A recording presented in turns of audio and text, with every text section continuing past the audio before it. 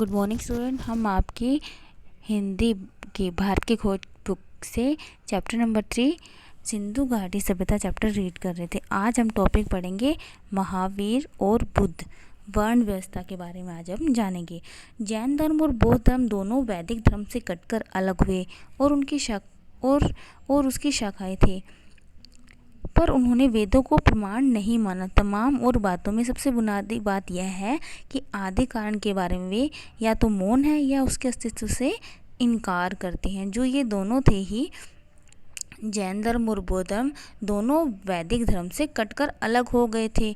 वो ये पुरानी बातों को मानते ही नहीं थे कि या तो वो चुप थे या जो उसका अस्तित्व था, उसके होने का जो प्रमाण था, उसको मानते ही नहीं थे। वो दोनों इस चीज़ को मानने से इनकार करते थे। दोनों अहिंसा पर बल देते थे और ब्रह्मचारी भिक्षुओं और पुरोहितों के संग बनाते। उनके नज़रिए एक हद तक यथार्थवादी यानी रियलिटी को वो विश्वास करते हैं, बुद्धिवादी को विश्वास करते हैं।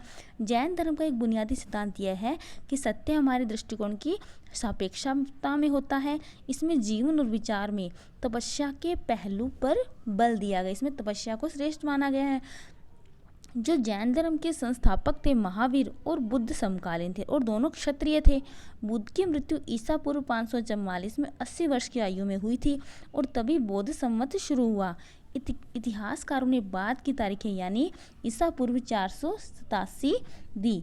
यह अजीब संयोग है कि मैं ये पंक्तियाँ बौद्ध संवत 2488 की पहली तारीख को वैशाख पूर्णिमा के दिन लिख रहा हूँ। ये बात संयोग की बात मानते हैं। बौद्ध साहित्य में लिखा है कि बुद्ध का जन्म वैशाख मई जून के महीने में इसी पूर्णिमा के दिन हुआ था। इसी तिथि को उन्होंने बोध प्राप्त हुआ था और अंत में उनका निर्वाण भी यानी उनकी मृत्यु भी इसी तिथि को हुई थी। बौद्ध में लोक प्रचलित धर्म, अंधविश्वास, कर्म कांड, पुरोहित प्रपंच और उसके साथ जुड़े निहित स्वार्थों पर हमला करने का साथ था। बुद्ध में इन चीज़ों को बिल्कुल सही नहीं मानते थे। धर्म, अंधविश्वास, लोक प्रचलित धर्म, पुरोहित प्रपंच और निहित स्वार्थ, कुछ भी अपने आप पे जो स्वार्थ है वो कुछ भी, इसको भी सबको गलत मानते थे। उन्होंने आध्यात्मिक, धन, वैज्ञानिक नजरिए की तथा चमत्कारों, अलौकिक व्यापारों आदि की भी निंदा की। उनका आग्रह तर्क, विवेक और अनुभव पर होता था। वो तर्क को, विवेक को और अनुभव को सही मानते थे। उनका जो बल था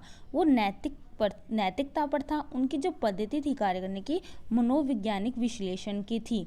ऐसा मनोविज्ञान जिसमें आत्मा के लिए जगह ही नहीं थी। वे आत्मा के अस्तित्व से इनकार कर देते। बुद्ध ने वर्ण व्यवस्था पर सीधा वार नहीं किया था, लेकिन अपनी संघ व्यवस्था में उन्होंने इसे कोई स्थान नहीं दिया।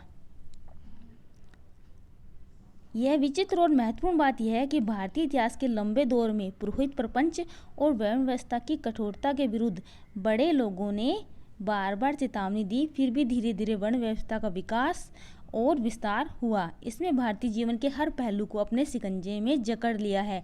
जात के विरोधियों की बहुत से अनुयायी हुए, पर समय के साथ उनके समुदाय की अपनी एक अलग अलग जाति बन गई।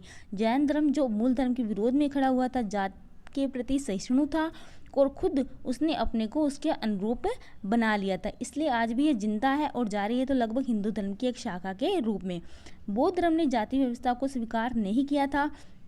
वह अपने विचारों और दृष्टिकोण में ज़्यादा स्वतंत्र ही रहा, आज़ाद ही रहा। अब बाहर से निकल गया, क्योंकि भारत और हिंदूवाद पर उसका गहरा प्रभाव पड़ा था। अब हम बुद्ध की शिक्षा के बारे में पढ़ेंगे। अभी तक जो महावीर और बुद्ध थे उनके क्या विचार थे, इनके बारे में बताया गया था। उनकी शिक्षा के बारे में, जो बुद्ध है उनकी शिक्षा के बारे में पढ़ेंगे। बुद्ध का संदेश उन भारतीयों के लिए बहुत नया और मौलिक था जो ब्रह्म ज्ञान की गुत्थियों में डूबे रहते हैं। बुद्ध ने अपने शिष्यों से कहा, सभी देशों में जाओ और इस धर्म का प्रचार करो। इस धर्म में सब जातियां आकर इस तरह मिल जाती है जैसे समुद्र में नदियां। उन्होंने सबके लिए करुणा का, प्रेम का संदेश दिया, क्योंकि इस संसार में घृणा का अंत घृणा से नहीं होता। घृणा का अंत किससे होता है? प्रेम से होता है। अतः मनुष्य को क्रोध पर दया से और बुराई पर भलाई से काबू पाना चाहिए। यह सदाचार और आत्मानुशासन का आदर्श था।